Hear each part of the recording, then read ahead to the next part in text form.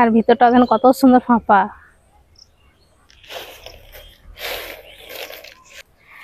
আসসালামু আলাইকুম, মেহেক কিচেনে আপনাদের সবাইকে স্বাগত। আজকে আমি কাঁচা আমের দারুণ মজা টক ঝাল মিষ্টি কুড়মুড়ে আচার বানিয়ে দেখাবো। অনেক রকমের তো আচার খেয়েছেন, আর এই আচারটা দেখবেন খেয়ে গরম ভাতের সঙ্গে দারুণ লাগে। আর একবার বানিয়ে এটা 1 বছর পর্যন্ত রেখে খেতে পারবেন, ওই রকমই মুচমুচে থাকবে। আচার বানানোর জন্য এখানে আমি 1 কিলো থেকে একটু বেশি আম নিয়েছি। আমগুলোকে প্রথমেই ছিলে দেব।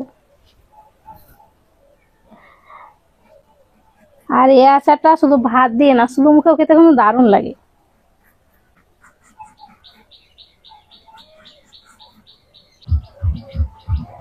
সব আমগুলোকে ভালো করে ছিলে নিয়েছি, এবার কেটে নেব।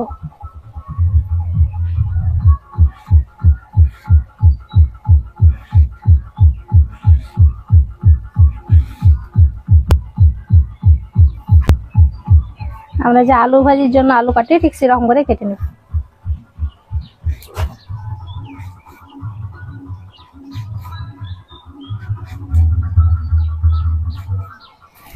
এই যে এরকম করে কেটে নেব।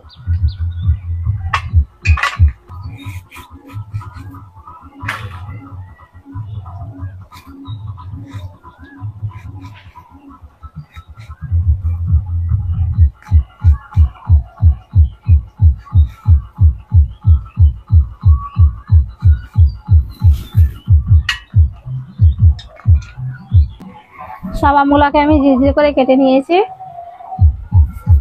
এই যে এরকম করে কেটে নিয়েছি। এবার আমি দিয়ে দিচ্ছি স্বাদ মতো লবণ, 4 চামচের 1/2 চামচ লবণ, 1/2 চামচ হলুদের গুঁড়ো, ঝালের জন্য 1/2 চামচ লঙ্কার গুঁড়ো,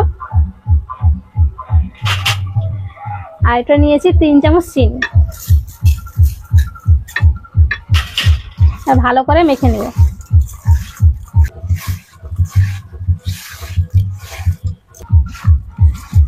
ভালো করে আমি মেখে নিয়েছি। এবার ঢাকা দিয়ে রেস্টে রেখে দিচ্ছি 10 মিনিটের জন্য। 10 মিনিটে আম থেকে অনেকটা পানি ছেড়ে যাবে। আমটা রেস্টে রাখা 10 মিনিট হয়ে গেছে, আর আম থেকে দেখেন কত পানি ছেড়েছে।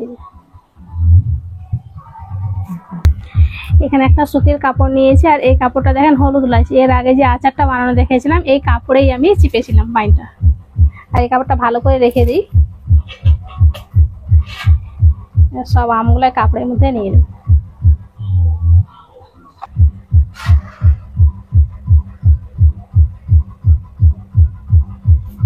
এবার আম থেকে সম্পূর্ণ পানিটা চিপে বের করে নেব।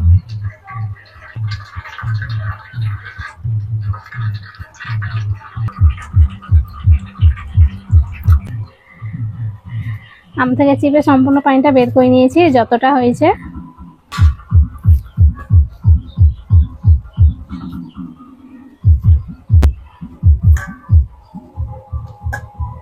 এই যে এরকম হয়েছে। এবার দিয়ে দিচ্ছি 4 চামচ ময়দা,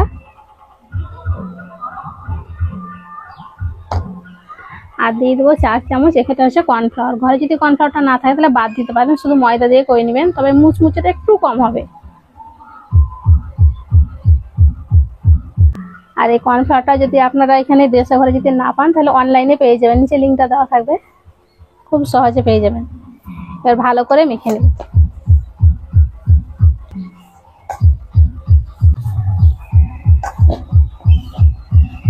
এই যে দেখেন আমটা এখন বুঝতেই পারছে না, খুব ভালো মতন কোট হয়ে গেছে, দেখে মনে হচ্ছে আলু। আপনারা হয়তো বিশ্বাসই করতে পারবেন না যে আম একদম মুচমুচে ভাজা হবে। চুলোটা ধরিয়ে আমি একটা কড়াই বসিয়ে দিয়েছি, কড়াই দিয়ে দিয়েছি তেল। তেলটাকে এবার খুব ভালো করে গরম করে নেব। তেলটা ভালো মতন গরম হয়ে গেছে। আচার বানানোর জন্য আরো কিছু এখানে নিয়েছি আমি। একটা পেঁয়াজ নিয়েছি, আর পেঁয়াজটাকে গোল গোল করে কেটে নিয়েছি, আর কিছুটা রসুনকে নিয়েছি, রসুনটাও গোল গোল করে কেটে নিয়েছি। এবার ভেজে নেব।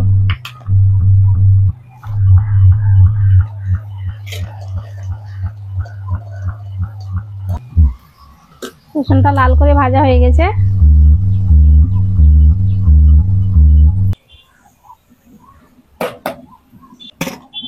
এবার পেঁয়াজটাকেও ভেজে নেব।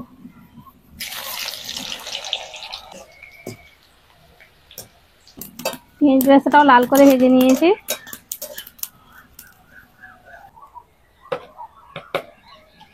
এবার আম দিয়ে দেবো। তো আমগুলোকে এইভাবে ভালো করে ঝেড়ে নিচ্ছি, যে বেশি ময়দার কর্নফ্লাওয়ারটা আছে সেটা ঝরে যায়।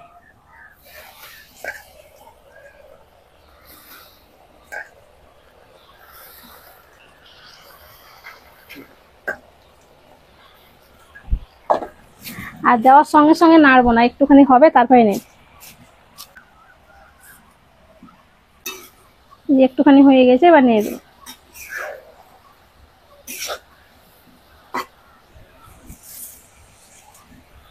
পুরোটা যদি না দেখেন তাহলে বুঝতেই পারবেন না যে আম এত সুন্দর ভাজা হয়, একেবারে মুচমুচে।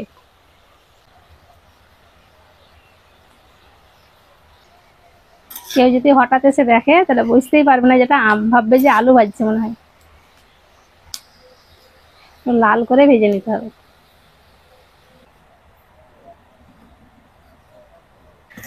আমগুলা ভাজা হয়ে গেছে, উঠিয়ে নিব।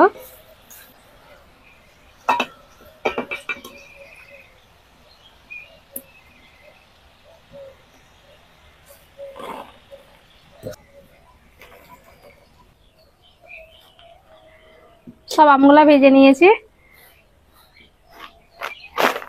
এই যে দেখেন কতটা মুচমুচে। কড়াইটা আবারও বসিয়ে দিয়েছি। কড়াই দিয়ে দিয়েছি সামান্য 2 চামচ তেল। দিয়ে দিচ্ছি অল্প একটু লবণ, 1/2 চামচ থেকে একটু কম।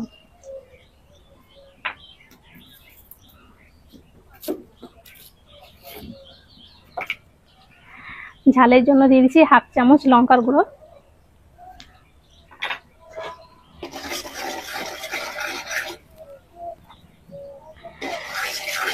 মশলাটা একটু ভেজে নিয়েছি, এবার দিয়ে দেবো আম।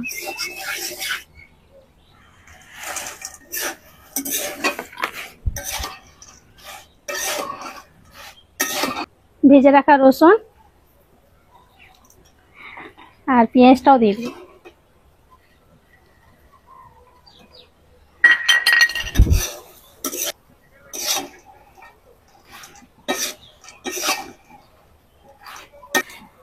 হয়ে গেছে, এবার নামিয়ে নেব।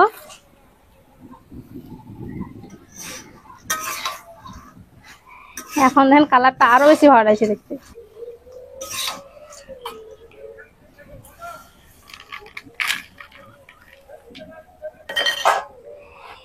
এবার এটাকে পুরোপুরি ঠান্ডা করে নেব। আচারটাকে আমি পুরোপুরি ঠান্ডা করে নিয়েছি। আর দেখেন কতটা মুচমুচে, ঝনঝন করছি। আর দেখাচ্ছি দেখেন কতটা মুচমুচে হয়েছে, এই গুঁড়ো হয়ে যাচ্ছে।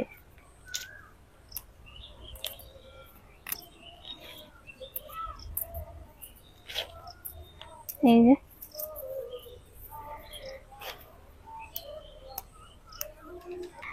পুরোপুরি ঠান্ডা করে নিয়েছি। আর এটাকে সংরক্ষণ করার জন্য এখানে একটা আমি কাঁচের বয়াম নিয়েছি শুকনো। আপনারা চাইলে যে কোনো প্লাস্টিকেরও বয়াম নিতে পারেন।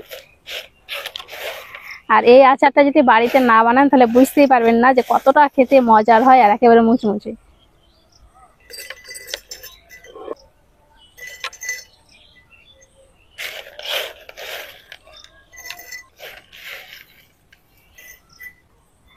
এইভাবে বেশি করে বানিয়ে একটা কৌটোর মধ্যে ভরে রেখে দিবেন, 1 বছর পর্যন্ত রেখে খেতে পারবেন। এইরকমই মুচমুচে থাকবে। যখন আম শেষ হয়ে যাবে তখন খাবেন, আমের স্বাদ পাবেন।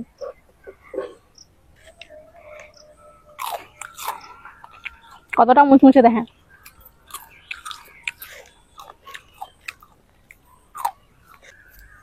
টক ঝাল মিষ্টি আর মুচমুচে আচারটা খেতে দারুণ হয়েছে।